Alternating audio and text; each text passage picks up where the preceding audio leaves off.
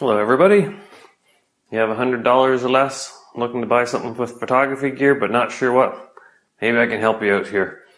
I have compiled a small list of 10 items that I myself actually use that I think are a good investment if you are into photography. So I will go over this list with you and we'll go from there.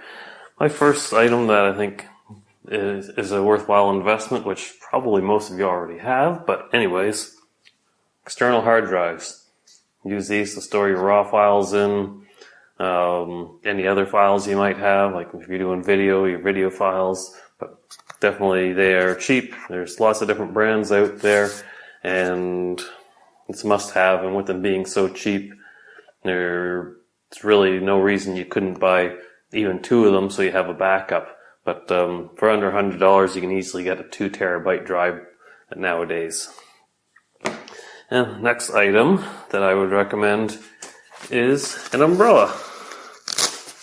And not just for rainy days, even though I suppose you could use it for a rainy day if you want it, but if you are looking at expanding your photography and wanting to do some studio work, and getting into off-camera flash and having an umbrella is a good idea. These things can range anywhere from less than $20 up to like $50 or $60. This particular one, this one is a convertible umbrella, so the black will actually come off, and so it can be used as a shoot-through or a reflective. And I think in a case like this, it is a little bit more money, but you're paying for a better quality one, and the fact that it'll work as a shoot-through or reflective is a good investment and probably worth spending a little bit of extra money on. And I believe this one is a 42-inch one, but that doesn't matter. You can select whatever size is going to work best for you. Next item, this is something that it's not completely photography related, but it is actually, but I still recommend it. It's a USB battery pack. These are nice if you do a lot of traveling and you're out on the road or hiking out in the middle of nowhere. Having something like this is handy to have, just to help even keep your phone charged up if your phone's low, or if you're at a wedding and you're out and about all day. Again, keep your phone charged. Some cameras and adapters, chargers you can charge off a USB, but you'd have to check your particular manufacturer to see if you can do it. But this is one thing I recommend. And again, you can get these fairly cheap, anywhere from like $25 and upwards, depending on the size that you actually get and require. Next item, sort of related to the umbrella, is if you don't have a flash unit, is purchasing a flash unit. You can get the non-branded flashes for a reasonable price. Myself, I like the Young Newell line, but there are lots of other lines out there that are pretty cheap that you can purchase.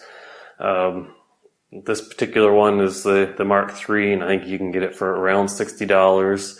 But again, depending on the one you get and the particular brand you get, you can probably get them anywhere from about $30 and upwards to $100. And speaking of flashes, if you are getting a flash, then the other option to consider might be triggers, so you can get your camera off flash to work with your umbrella. In my particular case with my Young Newell, I actually have just a transmitter that sits in my camera to trigger the flash, and it works in conjunction with it because the flash has a built-in receiver. But if you have a different flash or a variety of brands that you're mixing and matching, then you can get yourself just like a cheap set of new ear, one that would go into your camera hot shoe and one that would attach to your flash. And these are reasonably cheap. You can get them for around $30 or so, depending on the brand that you get. And another item would be SD cards. You can always use spare SD cards when you're shooting. There's varying brands out there. The 2 that I typically stick with are Lexar and the SanDisk, but the Lexar brand Lexar has announced that they will no longer actually be doing memory cards, but the company has been bought by a Chinese company. But either way, you're going to be okay. With memory cards, I recommend you stick to a brand name, something that's a little bit better known. That way you're less apt to have issues. And another item that I'd recommend is backdrops. You can get backdrops fairly cheap. You can get them for anywhere from like $20 upwards to $100 or even more. It just depends on what you're looking for and what size, but you can easily get backdrops within your $100 budget. And like I said, they come in all shapes, sizes, and colors, so you should be able to find something that is going to work nicely for you. And speaking of the backdrops, if you maybe already have some backdrops and you just hang them on your wall, then in here is a portable backdrop stand. So if you're going on location, it's nice to have something like this so you can set up wherever you need. If you're working with a client and need to set up in different locations, and having a nice backdrop stand is nice. And another item is actually a nice camera bag. If you're fairly new to photography, maybe you don't have a decent bag, and you are looking to spend that $100, you can get a half decent bag anywhere from, they range in price again, anywhere from probably like $20-25 for something cheap but decent, and upwards to, well over $100 as well too. You can get a nice decent bag that'll work well and last you for a long time, for probably around the $80 range.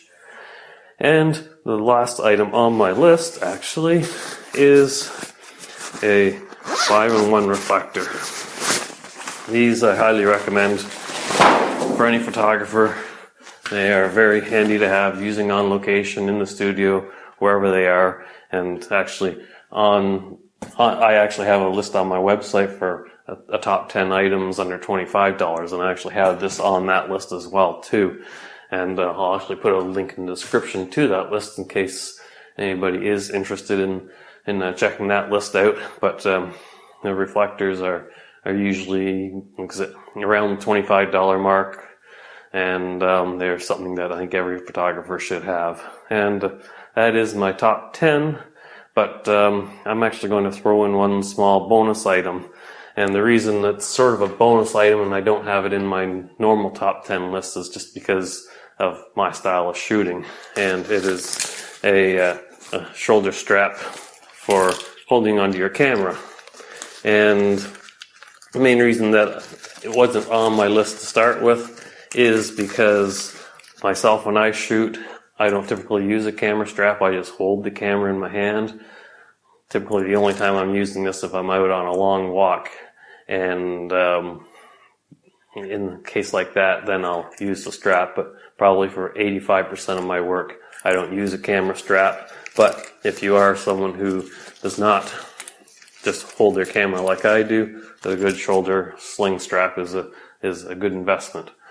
So I hope this list has been helpful to you guys. If you have any questions, leave them in the comments below. If you like the video, give it a like. And if you like the content that you're seeing, subscribe to my channel. Thank you very much.